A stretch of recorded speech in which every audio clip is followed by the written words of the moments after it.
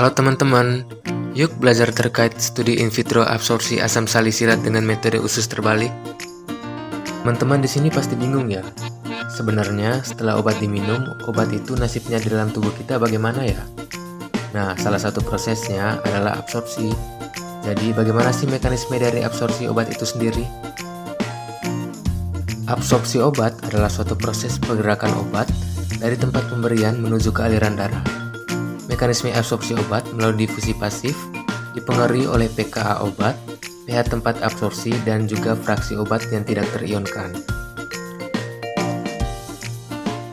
Lalu kira-kira faktor apa aja ya yang dapat mempengaruhi absorpsi obat? Pertama ada makanan. Makanan tinggi lemak dan padat akan menghambat pengosongan lambung, sehingga memperlambat waktu absorpsi obat. Yang kedua ada karakteristik fisikokimia molekul obat. Terbagi jadi dua, yaitu koefisien partisi serta pH dan pKa. Semakin besar koefisien partisi, maka semakin besar pula kelarutan senyawa tersebut dalam lemak, sehingga lebih mudah untuk menembus membran. Obat dalam bentuk terionisasi bersifat hidrofilik dan tidak dapat melewati membran.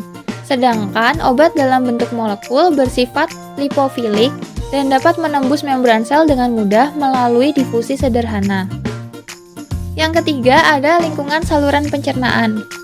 Obat yang bersifat asam lemah lebih mudah diserap pada suasana pH rendah seperti di lambung. Yang keempat ada sifat membran absorpsi. Membran bersifat semi-permeabel yang bertindak sebagai barrier selektif untuk lewatnya molekul. Air, beberapa molekul kecil yang terpilih, dan molekul yang larut dalam lipid dapat melewati membran tersebut, sedangkan molekul besar seperti protein tidak dapat melewatinya. Yang kelima ada rute pemberian obat. Obat dapat diberikan melalui beberapa rute seperti oral, parenteral, inhalasi, dan topikal. Rute topikal memungkinkan obat diserap langsung melalui kulit atau membran mukosa, sehingga memberikan efek yang cepat. Di sisi lain, obat oral harus melewati saluran pencernaan sebelum diserap, yang memakan waktu lebih lama. Yang keenam ada kelarutan obat. Obat yang larut air dapat diabsorpsi oleh membran sel untuk mencapai target aksi obat. Sedangkan obat yang sukar larut dalam air dan disolusi rendah dalam larutan gastrointestinal akan menghasilkan bioavailabilitas oral yang rendah. Alat dan bahan yang digunakan pada uji ini adalah sebagai berikut.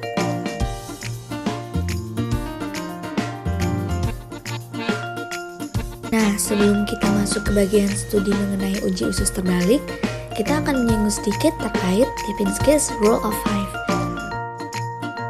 Aturan Lipinski's Rule of Five ini menyatakan bahwa secara umum, obat yang aktif secara oral tidak boleh memiliki lebih dari satu pelanggaran terhadap kriteria berikut. Yang pertama, tidak lebih dari 5 donor ikatan hidrogen. Yang kedua, tidak lebih dari 10 akseptor ikatan hidrogen. Yang ketiga, massa molekul kurang dari 500 Dalton. Dan yang terakhir, yang keempat, koefisien partisi oktanol air atau log P tidak lebih dari 5. Oke teman-teman, kita lanjut ke bagian studi terkait uji usus terbalik ya. Jadi uji usus terbalik ini merupakan suatu metode teknik in vitro sederhana dan cepat dilakukan serta dapat ditemukan pada semua jenis sel dan lapisan mukosa. Sehingga metode ini dapat mencerminkan proses atau lingkungan aktual obat selama penyerapan usus. Nah, kenapa sih kita harus melakukan uji absorpsi dengan metode usus terbalik? Penggunaan metode usus terbalik dengan usus tikus sebagai membran uji transport obat secara in vitro itu relatif lebih murah dan mudah diperoleh sehingga sangat efisien. Metode ini juga relatif cepat, lapisan mukosa terlihat jelas, tidak diperlukan peralatan khusus, banyak obat yang dapat diuji secara bersamaan, dan volume kompartemen serosa yang rendah memungkinkan kuantifikasi obat yang permeabilitasnya buruk. Pada prinsipnya, kerja metode in vitro usus terbalik adalah penggunaan organ khusus subjek uji dengan cara membalikan usus sehingga bagian dalam usus atau villi berada di luar dan bertemu dengan cairan mukosa di dalam tabung Crane and Wilson. Dengan proses pengujian yang dilakukan tubuh subjek uji serta pH yang digunakan sudah disesuaikan dengan pH cairan lambung dan usus serta dialiri oksigen sehingga proses absorpsi yang terjadi menyerupai proses absorpsi yang terjadi di dalam tubuh. Selanjutnya adalah prosedur uji usus terbalik. Sebelum dilakukan pengujian, tikus dipuasakan terlebih dahulu selama 20-24 jam dan hanya diberikan minum air matang. Selanjutnya, hewan uji dikorbankan dengan menginjeksikan 1 mili ketamin 10% secara intramuskular. Lalu tikus dibedah dan diambil segmen usus halus yang ditandai dengan pengukuran dimulai dari segmen 10 cm setelah pilorus. Metode yang digunakan adalah teknik usus terbalik, sehingga fili berada di bagian luar.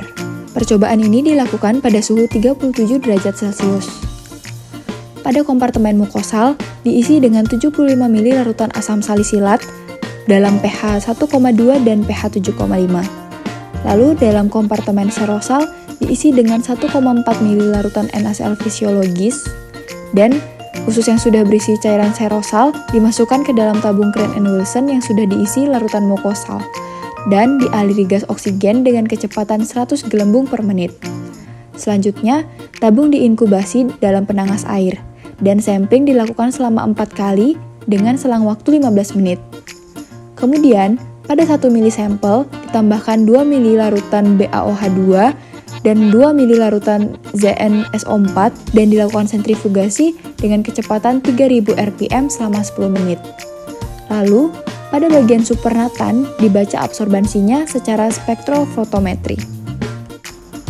Berbeda dengan yang ada di praktikum, larutan uji berubah warna menjadi ungu violet. Kira-kira kenapa ya? Nah, ini adalah reaksi antara asam salisilat dengan larutan besi.